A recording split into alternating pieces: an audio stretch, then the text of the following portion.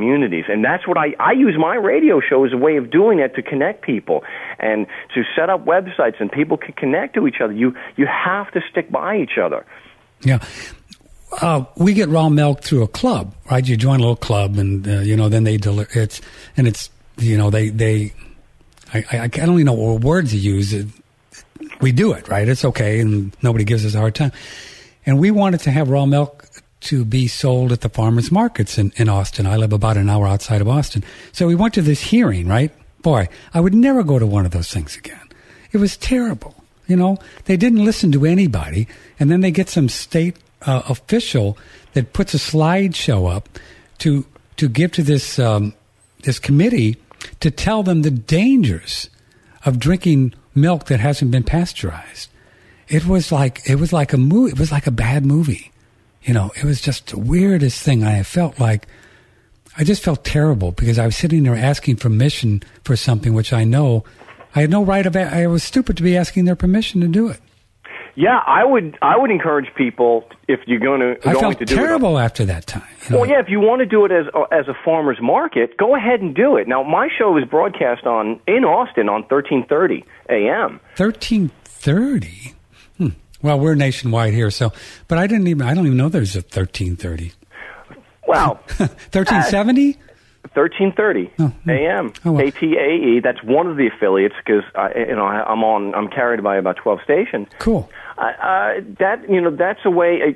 I'd be happy at one of these things if we could set something up like in the summertime. I'd be happy to come out and broadcast a show from there and to promote it and to get people involved and say, look, these people have no justification to initiate force against us.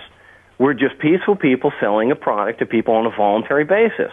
There's a risk with everything. There's a risk buying. I mean, how many times do you have recalls on milk or eggs? There was a recent recall on eggs. Yeah, a kabillion of them. Yeah. And there's always a risk, and the market will take care of it.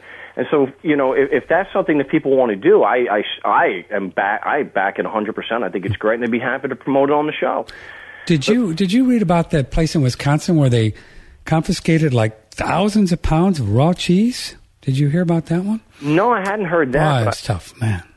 I'm familiar with the videos of the nut jobs coming in with guns drawn about the raw milk in California. Oh, yeah, with Agnes von der Planet's place over there, yeah. So, does the FDA have any authority? Well, they have guns. They have no justification to do what they're doing, to come after people. We know that the government legally has no duty to protect you. So whatever they're doing has nothing to do with protecting you. That's black letter law. I mean, that's irrefutable. We know this. And I say on my show at the end, if they were really interested in protecting your life, liberty, and property, they wouldn't be the first ones threatening to take it. And that all goes back to the compulsory support. If you want to protect people and their life, liberty, and property, well, then you have to respect that. And if you respect their life, liberty, and property, whether it's the FDA, whatever you're calling yourself, if you respect their life, liberty, and property, you deal with them on a voluntary basis. If you want to protect them, contract with them. If not, leave them alone. Bill wants to know via email, I don't know where he is, if we can have any kind of protection from these things if we are a registered minister or a religious person. Protection against what? Protection, I don't know what he means. I guess protection against the federales or organizations, FDAs, governments, and things like that. I think what it comes down to, the real protection comes in where you have a community that is going to stand by each other, that if there is going to be an attack, because anybody can be attacked. I mean, we're all at risk. That if you need to have a community that's going to stand by one another. If it's just the pastor and one or two other people, chances are they're going to crush you. But if you've got hundreds of people that are willing to stand up, then you stand a really good chance of defeating an attack. Especially if you just look at it factually. If you just questioning them and and sitting them down and questioning them on the facts to justify their actions. Now, because the initiation of force is immoral, we know that if we stick to the facts, we're always going to be able to show that they had no justification. Yeah, it's like I've had agents say, look, we have authority to do the assessment. And it's just like I mentioned before. I mean, on the taxes. Yeah, no one's questioning your authority. We're questioning what you're doing. Yeah, you have authority because you do business at the barrel of a gun. Yeah, okay, we understand that. Are you justified here? Are your accusations pulled out of thin air, or are they based on facts? All it boils down to is, whether it's a church being attacked or whatever, is you want them to verify their accusation. So I'll tell them point blank, look, I'll cut you a check right now. Can you verify your accusation? What do you mean, verify your accusation? Like, if it weren't a tax issue, what are you asking them to do? Well, they're saying, when they accuse you of being a taxpayer and you want them to verify the accusation, you're asking them if there's witnesses with personal knowledge that you're a taxpayer and if there's admissible evidence to prove it. So if you're a taxpayer, well, okay. Is there a factual difference between a non-taxpayer and a taxpayer? Oh, there is a fact. Oh, well, what facts do you rely on that I'm a taxpayer? And that breaks it down. And that's all you're doing. You're trying to take the accusation and you're trying to make it empirical. You want to see what it's based on. It's really just that simple. And the reason why I can be so confident that there are no facts is because I know that stealing or taxation is theft. I know the forcible taking of property, the initiation of force, is immoral.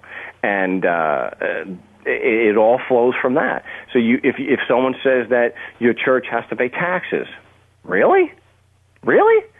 What? Because you think I'm a taxpayer with taxable income? Oh, and then you just get into your questions. I would love to see a church refuse the 501c3 nonsense, and then having the members stand up for the pastor or the minister, whoever it was, and challenge the IRS. Are you familiar with this product called MMS, Miracle Mineral Supplement? No. It's a product that this fellow Jim Humble brought out, and it's pretty amazing. It'll kill a lot of stuff, and they kind of ran him out of the country, and now he's in Dominican Republic, and he's formed his own church, and now they're trying to keep people from selling it. But then people that become a minister with his little church, and they're leaving them alone. That whole thing, do you think that's a viable way, a reasonable way to go about things? For people who want to have freedom to buy and sell stuff like that? Or are we just... I don't know enough about it. I'm just not maybe I just don't have a good understanding. Right. I don't know the implications of it, so I don't know. But just in general, the idea that some of these people are becoming a minister or a church, part of a church, so they can then have the protection to give spiritual advice, healing, rather than physical healing, is what the way they work it. Is there some kind of... Well, if it's some kind of legal exemption, then some people have to make a decision, what's in my best interest to be left alone here. Yeah. And so if you're doing it strictly on principle that I'm not going to ask for permission to be an adult, then I wouldn't do it. It depends on your own philosophy and where you are spiritually with this whole thing. Yeah, and you have to weigh the risk. Mm-hmm. You have to see. I mean, I've been saying for a long time, the next Rosa Parks, who's really going to make a stink and really draw attention to the immoral nature of government and that it has to be abolished, is out there listening, or will be listening at a key point. And it's going to do something that's going to make, just like the guy, don't touch my junk. It's going to get an enormous amount of attention on it. And the spotlight on the immorality of government, the idea of government, not any one in particular, but the idea of government, is not going to ever go away. And that will be the beginning of the real beginning of the end of this idea that we need to shoot people in order to build roads and libraries and things like that. Mm. But when you have this organization calling themselves the government that has control of the military, and then, of course, we know about the Federal Reserves and owned by the private bankers, and this huge energy that is kind of running the show, why would they ever relinquish power, would it just be enough people just to say, no, I'm not going to do that anymore? Well, yes, and that's we voluntarists or agorists, anarchists, we don't believe in initiation of physical force, and we believe in nonviolent non-cooperation. That we want to build the free market and provide services and products at a reasonable rate and not comply. Because when people see, like, I have a weekly civil disobedience spotlight on the show. It's gotten a little thin as of late, but we're getting back into it. And so one of them had to do with a video of somebody fishing without a license. And, people, the idea is to, for people to see that and say, well, big deal, he's just fishing without a license. I'm like, yeah, exactly. All these so-called victimless crimes are no big deal. So why are there these bureaucracies? Why are they taxing you to death because of this? It's not a big deal. So when people see things like that, the law is a little less sacred, and people are emboldened or empowered, like, oh, yeah, I may not be a fisher, but I'm going to do X, Y, Z. I'm going to sell milk without a license because it's not a big deal. It's empowering. So when people see nonviolent non-cooperation, they see the true bad guys, or the ones who are initiating force. It's just like up in New Hampshire in the summertime when they shut down a child's lemonade stand. Oh, yeah. Need a license to sell that? What, are you mind? But when you do it nonviolently and you're just and you're respecting other people's life, liberty, and property, and you're not initiating force, people will see that there's nothing wrong. You're not doing anything wrong, and so the people with the guns and the badges and the clipboards, they are seen as the animals that they really are. They are seen as the criminals. It's almost in the Gandhi genre.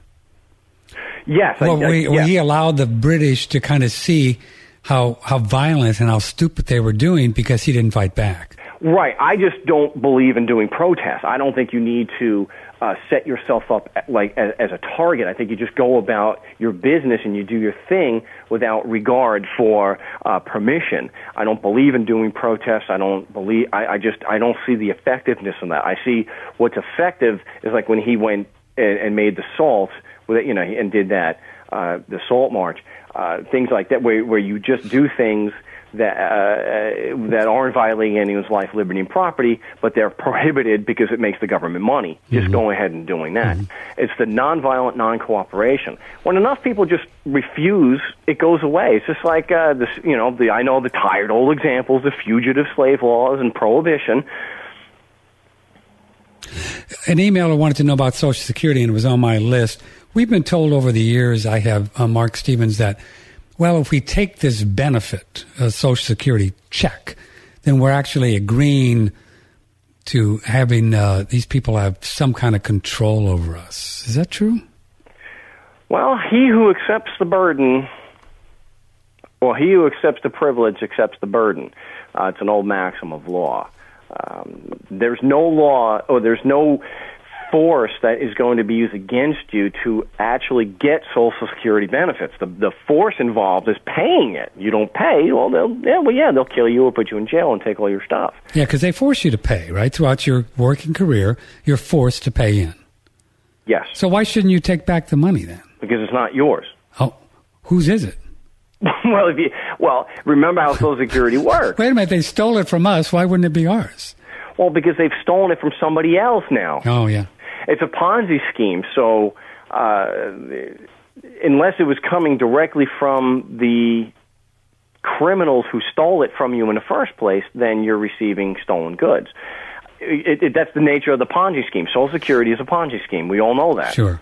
There never was a trust fund, and everyone who says that there is or was is lying through their teeth. It was established by the Supreme Court in 1935. It's not insurance, and it's just a regular tax.